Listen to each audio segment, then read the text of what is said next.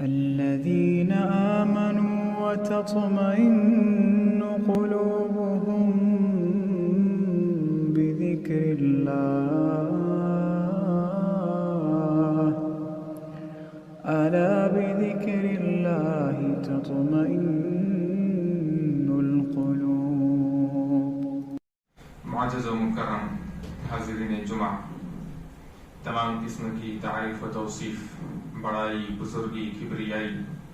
اس اللہ وحدہ لا شریک کے لیے لائق و سزاوار ہے،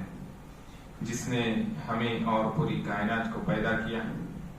بعدہ بے شمار درود و سلام نازل ہو تمام انبیاء کرام پر، بالخصوص ہمارے آخری نبی تاجدار مدینہ سرور کونین احمد مجتبی محمد مصطفیٰ صلی اللہ علیہ وسلم پر، جن کے ذریعے سے یہ دین ہم تک پہنچا۔ اللهم صل على محمد وعلى آل محمد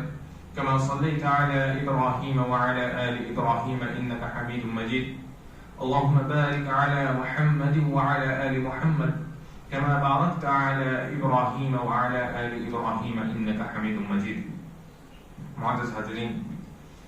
آج کے اس خطبہ جمعہ میں جس موضوع کو لے کر حاضر ہوا ہوں وہ موضوع ہے نفاق اور منافقین کی نشانیاں۔ معزز حاضرین، قبل اس کے کہ میں اپنے موضوع کی طرف آؤں، یہ سمجھنا اور یہ جاننا ضروری ہے کہ نفاق کہتے کسے ہیں۔ نفاق اگر لغوی اعتبار سے دیکھا جائے، ڈکشنری کے حساب سے اگر دیکھا جائے تو نفاق کہتے ہیں چھپانا یا حقیقت پر پردہ ڈالنا۔ کوئی حقیقت، کوئی صحیح چیز ہے، اس چیز کو جو ہے چھپانا۔ اسی طرح سے اصطلاحاً یعنی شرعی اعتبار سے شریعت میں نفاق کہے گے کہ اسلام کو ظاہر کرنا اور کفر کو اپنے دل میں چھپائے رکھنا، یعنی انسان اپنے دل میں کفر کو چھپائے رکھے، انسان کے دل میں کفر ہو لیکن وہ اپنے آپ کو مسلمان ظاہر کرے، ظاہراً وہ اسلام کا اقرار کر لے، کلمہ گو مسلمان بن جائے، لیکن اس کے دل میں جو ہے یہ کفر چھپا ہو۔ نفاق کی دو قسمیں ہیں۔ پہلی قسم نفاق اعتقادی، جس کو نفاق اکبر بھی کہا جاتا ہے، یعنی بڑا نفاق، عقیدے کا نفاق۔ اور اس میں کیا ہوتا ہے، اس قسم کے نفاق سے جو ہے انسان دین سے خارج ہو جاتا ہے، انسان دین اسلام سے نکل جاتا ہے، کیونکہ یہی وہ قسم ہے نفاق کی، نفاق اعتقادی، کہ انسان اپنے دل میں کفر کو چھپائے ہوتا ہے، انسان کے دل میں کفر ہوتا ہے، شرک ہوتا ہے، اور بظاہر لوگوں کے سامنے وہ اسلام کو ظاہر کرتا ہے، لوگوں کے سامنے جو ہے وہ اپنے آپ کو مسلمان ظاہر کر دیتا ہے۔ اس کی چند صورتیں ہیں۔ سب سے پہلی صورت آپ صلی اللہ علیہ وسلم کو جھٹلانا، یعنی نبی صلی اللہ علیہ وسلم کی تکذیب کرنا۔ اسی طرح سے آپ صلی اللہ علیہ وسلم کے شریعت کے بعض حصے کو جھٹلانا، یہ بھی نفاق اکبر میں شامل ہوتا ہے، نفاق اعتقادی میں شامل ہوتا ہے کہ آپ صلی اللہ علیہ وسلم جو شریعت لے کر آئے، آپ صلی اللہ علیہ وسلم جو طریقہ لائے، جو راستہ لائے، اس میں سے بعض چیز کو قبول کرنا، بعض چیزوں کو ماننا، بعض احکامات کو ماننا، اور بعض احکامات کی جو ہے تکذیب کرنا، اس کو جھٹلانا اور ان احکامات کو ماننے سے انکار کرنا۔ اسی طرح سے نفاق اعتقادی کی ایک صورت یہ بھی ہو سکتی ہے کہ شریعت کے بعض حصے سے بغض رکھنا، یعنی ایک ہوتا ہے کہ شریعت کے ایک حصے کو جھٹلا دینا، اور دوسری چیز ہوتی ہے کہ شریعت کو ماننا کہ ہاں یہ شریعت ہے، یہ اللہ کا حکم ہے، نبی صلی اللہ علیہ وسلم کا طریقہ ہے، لیکن اس کے باوجود بھی اس سے بغض رکھنا، اس حصے کو، دین کے اس حصے کو، اس پہلو کو ناپسند کرنا، اس کو بری نظر سے دیکھنا، اس کو اپنے اوپر زبردستی تصور کرنا اور اس سے بغض حسد رکھنا، یہ بھی جو ہے نفاق اعتقادی میں شامل ہوتا ہے۔ اسی طرح سے نفاق کی دوسری قسم نفاق عملی، یعنی انسان ان اعمال کو انجام دے جن اعمال کے بارے میں اللہ رب العالمین نے یا نبی صلی اللہ علیہ وسلم نے یہ بیان کیا ہے کہ یہ منافقوں کی نشانیاں ہیں، یا یہ وہ اعمال ہے جن کو منافقین انجام دیتے ہیں۔ اس سے انسان منافقین کے عمل کو تو بچا لاتا ہے، منافقین والا کام تو کرتا ہے، لیکن انسان جو ہے دین سے خارج نہیں ہوتا. نفاق عملی سے انسان اسلام سے خارج نہیں ہوتا، انسان مسلمان ہی رہتا ہے. اب نفاق عملی میں اور نفاق اعتقادی میں، یعنی نفاق عملی کو نفاق اصغر بھی کہا جاتا ہے، یعنی چھوٹا نفاق. اب ان دونوں میں فرق کیا ہے؟ نفاق عملی اور اعتقادی میں فرق کیا ہے؟ تو اس میں سب سے پہلا فرق، نفاق اعتقادی سے انسان دین سے خارج ہو جاتا ہے، انسان دین اسلام سے خارج ہو جاتا ہے، دین اسلام سے نکل جاتا ہے، گویا کہ وہ شخص مسلمان ہی نہیں ہے. اور نفاق عملی میں انسان منافقوں والے کام تو انجام دیتا ہے، منافقوں والے اعمال انجام دیتا ہے، لیکن اس کے باوجود انسان کا دل جو ہے، اس کے دل میں ایمان موجود ہے اور ظاہر بھی وہ ایمان کو کرتا ہے، جس وجہ سے انسان جو ہے دین سے خارج نہیں ہوتا. دوسرا فرق کہ نفاق اعتقادی جو ہے ایک سچے مؤمن سے صادر نہیں ہو سکتا. یعنی ایک مؤمن ہے جو حقیقت میں دل سے بھی اس نے اسلام قبول کیا ہے، اعمال بھی وہ اسلام کے کر رہا ہے، اسلام کے اللہ اور اس کے رسول کے جو احکامات ہیں ان احکامات پر عمل کرتا ہے، تو اس کے دل میں کفر رہنے کی گنجائش باقی نہیں رہتی. تو جو حقیقی مؤمن ہے اس سے نفاق اعتقادی کا صدور نہیں ہو سکتا، جبکہ ایک سچے مؤمن سے نفاق عملی کا صدور ہو سکتا ہے. نفاق کی جو دوسری قسم ہے کہ منافقین کے اعمال کی انجام نہیں کرنا، جس کی وجہ سے انسان جو دین سے خالی نہیں ہو جاتا. اگر ایک بندہ حقیقی طور پر مؤمن بھی ہے، سچا مؤمن بھی ہے، تو اس سے نفاق عملی کا صدور ہو سکتا ہے، نفاق عملی اس سے انجام دے سکتا ہے، لیکن نفاق اعتقادی کو ایک سچا مؤمن انجام نہیں دے سکتا. اسی طرح سے نفاق عملی اور اعتقادی میں تیسرا فرق یہ ہے کہ اگر نفاق اعتقادی کا مرتکب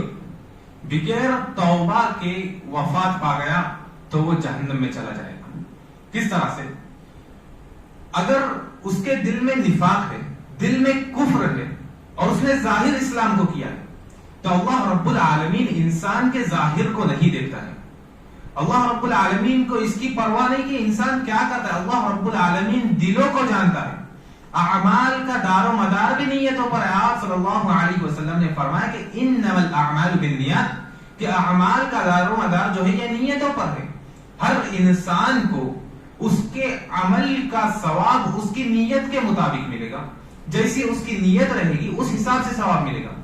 اب جب انسان نے اپنے دل میں کفر کو چھپایا ہوا ہے، شرک کو چھپایا ہوا ہے اور وہ ظاہر اسلام کر رہا ہے، اللہ رب العالمین فرماتا ہے کہ ان اللہ لا یغفر ان یشرک بہ، اللہ رب العالمین اپنے ساتھ شرک کو معاف ہی نہیں کرے گا. وَيَغْفِرُ مَا دُونَ ذَلِكَ لِمَن يَشَاءُ، اور شرک کے علاوہ جو چیزیں ہیں، شرک کے علاوہ جو اعمال ہے، شرک کے علاوہ بندہ جو گناہ کر دے، وَيَغْفِرُ مَا دُونَ ذَلِكَ لِمَن يَشَاءُ، جسے اللہ رب العالمین چاہے معاف کر دے گا. تو پتہ یہ چلا کہ نفاق اعتقادی کرنے والا، جس کے عقیدے میں نفاق ہو، اس کے اندر کفر ہو اور ظاہر وہ اسلام کو کر رہا ہے، اگر وہ توبہ کرنے سے پہلے وفات پا گیا تو وہ جہنم میں جائے گا، کیونکہ اللہ رب العالمین شرک کو معاف نہیں کرے گا. وہی جو شخص نفاق عملی کا مرتکب ہوا ہو، منافقین والے کام انجام دیے ہو، وہ کل قیامت کے دن تحت المشیہ ہوگا، یعنی اللہ رب العالمین کی مشیت کے تابع ہوگا. اللہ رب العالمین چاہے اسے معاف کر دے یا اللہ رب العالمین چاہے اسے سزا دے، جیسا کہ ہم نے آیت میں دیکھا وَيَغْفِرُ مَا دُونَ ذَلِكَ لِمَن يَشَاءُ، کہ اللہ رب العالمین شرک کے علاوہ جسے چاہے اللہ رب العالمین معاف کر سکتا ہے. معزز حاضرین، اسی طرح سے جو شخص نفاق رکھتا ہے، نفاق اعتقادی، جس شخص کے دل میں نفاق ہو اور وہ ظاہر اسلام کو کرے، تو حقیقتاً پہلی چیز تو وہ مسلمان ہوتا ہی نہیں ہے، وہ مؤمن ہوتا ہی نہیں ہے. کیونکہ ایمان کی تعریف یوں کی گئی ہے کہ اقرار باللسان، کہ زبان سے اقرار کرے، بندہ کلمے کا زبان سے اقرار کرے، وتصدیق بالجنان، اپنے دل سے اس کی تصدیق کرے، وعمل بالارکان، ایمان کے اسلام کے جو ارکان ہیں ان پر عمل کرے. اگر کسی بندے کے اندر یہ تین چیزیں آ جائے، زبان سے اقرار آ جائے، اسی طرح سے دل سے تصدیق کر لے اور ایمان کے جو ارکان ہیں ان کی ادائیگی کر لے، تب جا کر بندہ مؤمن ہوگا۔ وہی جو شخص نفاق اعتقادی رکھتا ہے وہ اپنے اندر اپنے دل میں وہ کفر چھپائے رکھتا ہے، اس کے دل میں کفر و شرک ہوتا ہے، تو اس نے جو ایمان کا ایک حصہ ہے وہ تصدیق بالجنان، جب اس کے دل میں کفر ہے تو وہ دل سے اسلام کی تصدیق نہیں کر سکتا، لہذا وہ شخص جو ہے مومن بھی نہیں ہو سکتا۔ یہ منافقین جو ہے یہ بہت ہی خطرناک لوگ ہوتے ہیں، اور نفاق یہ ایک ایسا مرض ہے کہ اللہ رب العالمین اس مرض میں جو ہے اضافہ کرتا ہے۔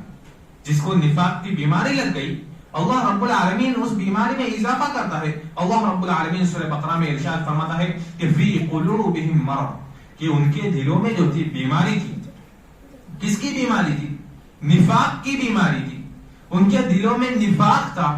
ظاہر کچھ اور کرتے تھے، باطن کچھ اور تھا، ان کے دل میں کچھ اور تھا، کرتے کچھ اور تھے۔ فزادہم اللہ مرضا، تو اللہ رب العالمین نے ان کی بیماری میں اضافہ کر دیا، اللہ رب العالمین نے ان کی بیماری کو اور بڑھا دیا۔ پتہ یہ چلا کہ نفاق یہ ایسی بیماری ہے کہ اگر نفاق کی بیماری لگ جاتی ہے تو اللہ رب العالمین جو ہے اس میں اضافہ کرتا ہے۔ تو معزز حاضرین، ہم نے اپنے موضوع کے پہلے حصے کو سمجھنے کی کوشش کی۔ ہم نے سب سے پہلے جانا نفاق کسے کہتے ہیں، لغوی اعتبار سے، شرعی اعتبار سے، پھر نفاق کی قسموں کو جانا، نفاق کی دو قسمیں، اعتقادی عملی یا نفاق اکبر، نفاق اصغر، اس کے بعد دونوں میں فرق کو جاننے کی کوشش کی۔ اب آئیے ہم ان اعمال کی طرف چلتے ہیں، ان اعمال کو جاننے کی کوشش کرتے ہیں جو منافقوں والے اعمال ہیں، جن میں سب سے پہلا عمل منافقوں والا عمل جو آج بالکل ایک عام عمل بن چکا ہے، ہر انسان کی زندگی میں یہ عمل موجود ہوگا، اللہ ہماری اس کی حفاظت کرے، وہ ہے جھوٹ بولنا۔ جھوٹ بولنا یہ منافقین کی علامت ہے، یہ منافقین کی پہچان ہے۔ اللہ رب العالمین قرآن مجید میں سورہ منافقون میں فرماتا ہے، ذرا سوچئے نفاق کتنی بڑی چیز ہے، کتنی بری چیز ہے کہ اللہ رب العالمین نے قرآن مجید میں اس کی تردید میں جو ہے ایک سورت نازل کر دی۔ اللہ رب العالمین فرماتا ہے کہ اذا جاءك المنافقون قالوا نشهد انك لرسول الله، کہ جب نبی صلی اللہ علیہ وسلم سے مخاطب ہے کہ جب منافقین تمہارے پاس آئے اور اس بات کی گواہی دے کہ آپ اللہ کے رسول ہیں، واللہ یعلم انک لرسولہ، اللہ رب العالمین جانتا ہے، اللہ رب العالمین پہچانتا ہے کہ آپ صلی اللہ اللہ کے رسول ہیں، واللہ یشہد ان المنافقین لکاذبون، لیکن اللہ رب العالمین اس بات کی گواہی دیتا ہے کہ یہ منافقین جو ہے یہ جھوٹے لوگ ہیں، منافقین یہ کذاب لوگ ہیں، منافقین یہ جھوٹی باتیں کرتے ہیں۔ اسی طرح سے آپ صلی اللہ علیہ وسلم نے فرمایا آیت المنافقی ثلاث، کہ منافقین کی 3 نشانیاں ہیں۔ اذا حدث کذب، جب بات کرے تو جھوٹ بولے، واذا وعد اخلف، جب وعدہ کرے تو وعدہ خلافی کرے، واذا اؤتمن خان، اور جب امانت کوئی رکھے تو اس کی امانت میں خیانت کرے۔ اس میں پہلی علامت کیا پتہ چلی کہ جب بات کرے تو جھوٹ بولے، یعنی جھوٹ بولنا جو ہے یہ منافقین کی علامت ہے۔ اسی طرح سے اللہ رب العالمین قرآن مجید میں ارشاد فرماتا ہے یوم یبعثهم اللہ جمیعا، کہ کل قیامت کے دن، حشر کے دن، جب اللہ رب العالمین تمام لوگوں کو اکٹھا کرے گا تو یہ منافقین کیا کریں گے؟ فَيَحْلِفُونَ لَهُ كَمَا يَحْلِفُونَ لَكُمْ، منافقین اللہ رب العالمین کے نزدیک بھی قسمیں کھائیں گے جس طرح سے تمہارے سامنے قسمیں کھاتے ہیں، ہمارے سامنے جس طرح سے منافقین قسمیں کھا کر اپنے آپ کو مسلمان ظاہر کرتے ہیں، اندر کفر کو چھپائے رکھتے ہیں، ایسا وہ اللہ رب العالمین کے سامنے بھی کرے گے۔ وَيَحْسَبُونَ أَنَّهُمْ عَلَى شَيْءٍ، اور ان کا یہ گمان رہے گا کہ ہم جو قسمیں کھا رہے وہ یہ گمان کر رہے کہ وہ لوگ حق پر ہیں، وہ لوگ سیدھے راستے پر ہیں۔ اللہ رب العالمین فرماتا ہے الا انہم هم الکاذبون، خبردار ہو جاؤ یہ لوگ جھوٹے ہیں۔ یعنی منافقین کی یہ علامت ہے، منافقین کی یہ پہچان ہے کہ یہ لوگ منافقین جو ہے یہ جھوٹ بولتے ہیں۔ اسی طرح سے منافقین کی علامت میں سے ایک بہت بڑی علامت یہ ہے کہ منافقین مکر و فریب میں کافی ماہر ہوتے ہیں، دھوکہ دھڑی میں کافی ماہر ہوتے ہیں، بہت زیادہ دھوکہ دھڑی کرتے ہیں۔ اللہ رب العالمین سورہ بقرہ میں ارشاد فرماتا ہے کہ یخادعون اللہ والذین آمنوا، کہ منافقین جو ہے یہ اللہ رب العالمین کو اور مؤمنوں کو دھوکہ دے رہے ہیں۔ یعنی منافقین اپنے اندر کفر کو چھپا کر لوگوں کے سامنے اسلام کو ظاہر کر کے یہ بات سمجھتے ہیں کہ وہ اللہ کو دھوکہ دے رہے اور مومنوں کو دھوکہ دے رہے، اللہ رب العالمین فرما رہا ہے کہ وَمَا يَخْدَعُونَ إِلَّا أَنفُسَهُمْ، یہ منافقین تو اپنے آپ کو دھوکہ دے رہے ہیں، اسی طرح سے إِلَّا أَنفُسَهُمْ وَمَا يَشْعُرُونَ، اور ان کو اس کا شعور تک نہیں ہے، ان کو احساس بھی نہیں ہے، وہ سمجھ رہے کہ اللہ کو مومنوں کو دھوکہ دے رہے جبکہ وہ اپنے آپ کو دھوکے میں رکھ رہے۔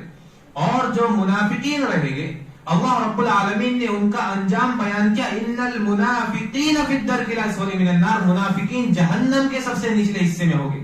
منافقین یہ سمجھتے ہیں کہ اللہ اور اس کے رسول کو دھوکہ دے رہے، مسلمانوں کو دھوکہ دے رہے، لیکن حقیقت میں وہ اپنے آپ کو دھوکہ دے رہے جن کا انہیں احساس بھی نہیں ہے۔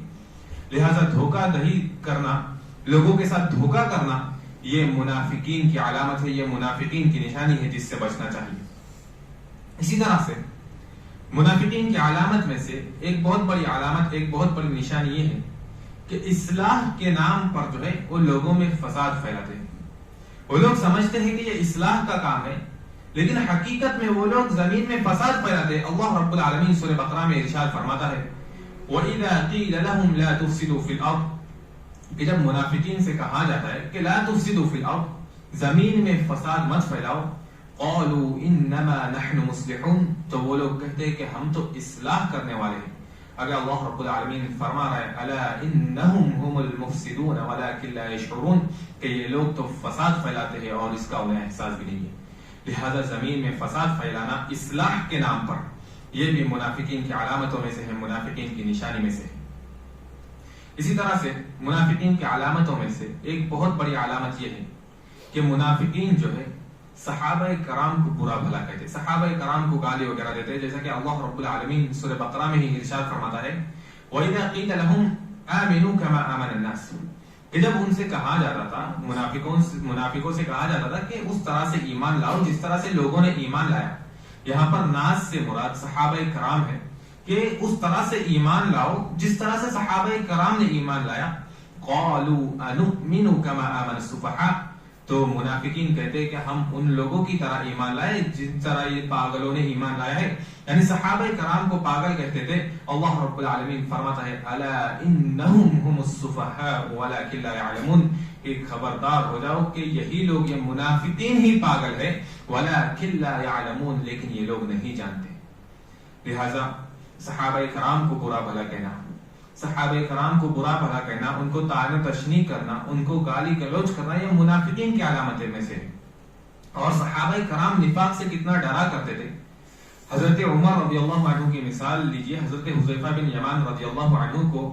آپ صلی اللہ علیہ وسلم نے جو ہے کچھ لوگوں کی نشاندہی کر کے فرمایا کہ فلاں منافق ہے، فلاں منافق ہے۔ حضرت عمر رضی اللہ عنہ وہ صحابی ہے جن کا نام لے کر اللہ رب العالمین نے ان کو جنت کی ضمانت دی ہے۔ وہ حضرت حذیفہ بن یمان رضی اللہ عنہ کے پاس آتے اور فرماتے ہیں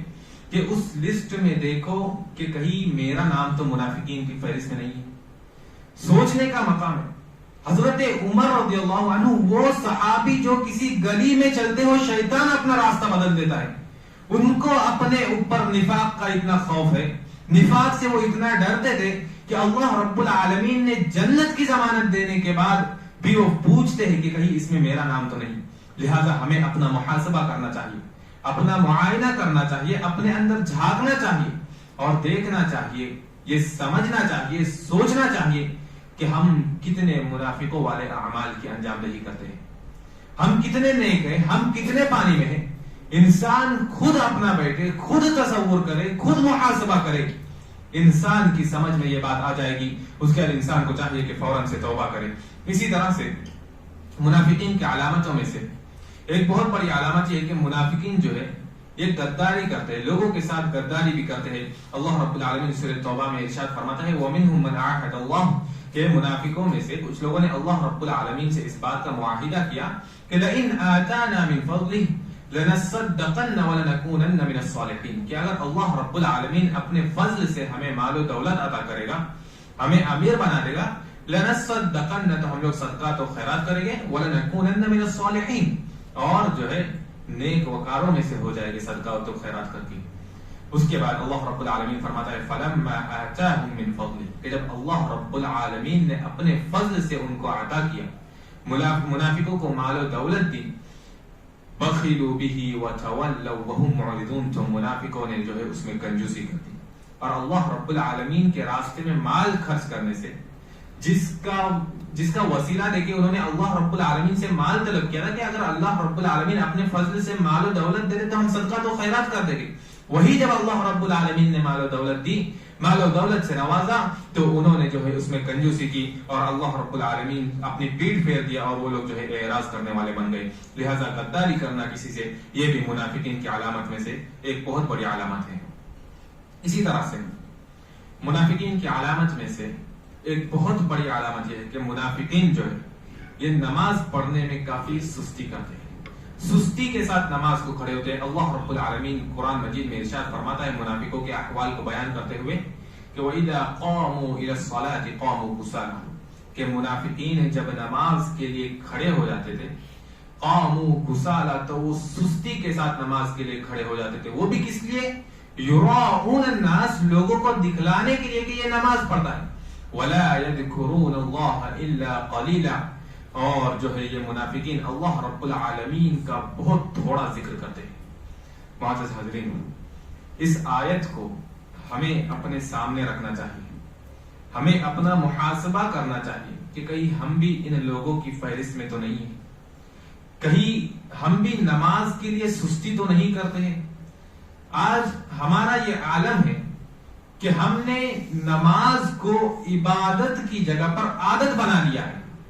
یعنی اگر مسلمان رہنا ہے تو 5 وقت کی نماز پڑھو، یہی رواج ہے، بڑے لوگ کرتے آئے ہیں۔ لیکن نماز کی اصل یہ ہے کہ نماز یہ اللہ رب العالمین کی عبادت ہے، اس لیے ہمیں پڑھنا ہے۔ یہ رواج ہے، یہ کوئی نماز پڑھنے کا اس پر ثواب نہیں ملتا ہے۔ نماز کو اس نیت سے پڑھے کہ اللہ رب العالمین کا حکم ہے،